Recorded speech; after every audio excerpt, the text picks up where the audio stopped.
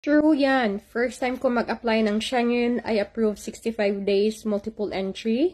Tapos second application, stronger documents pero denied. Hirap umalis. Gosh. Hi mga igat, and to my new followers, this is Sheena, your visa DIY buddy and your family guide going through PH immigration. And andito ako to share this kind of situation. Dami kasi tayong mga maling akala. Okay? So as what I've read, nakalusot si sis, nakakuha siya ng approved visa pero sa second application niya hindi. So ayan, po kesyo na nakakuha na din kayo before ng visa, makakakuha kayo ulit. Din kesyo nakalusot kayo dito sa bansa na to, makakalusot kayo sa bansa na yon. Iba din kasi yung mga mahawak of course. Depende din sa bansa. Depende pa din sa mga papeles. And ngayon naghihigpit talaga po sila. Over the world naghihirap na din. Tapos, may mga cases pa na kagaya dito, importante sa kanila yung mga refugees. Una nilang inaasikaso yung mga dapat tulungan, yung mga need talaga ng tulong. Ang dami pong mga refugees now, hindi lang sa isang bansa, kundi madaming bansa. Okay? Kaya, yan din yung another reason bakit naghigpit sila, tapos yung mga about visit, naglilimit sila.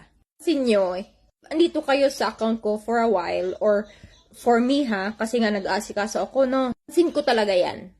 Like 2 years back. Ang daming mga reason yung embassy na namang sense, actually.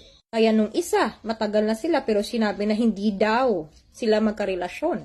Madaming proof of relationship pero sinabi na hindi daw sila magkarelasyon. Recently then, may isang case na naman ako na sinabi na bisita siya sa jowa niya.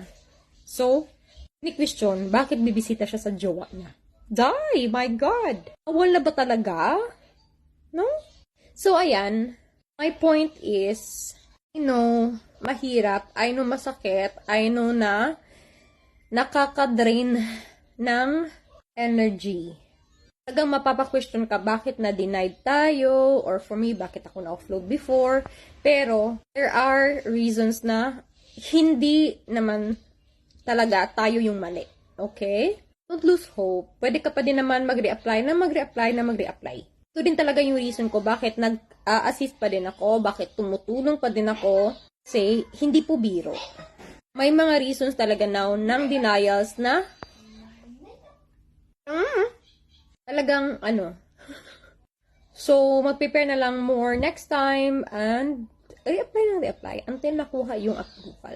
Kaya yan. Have a great day!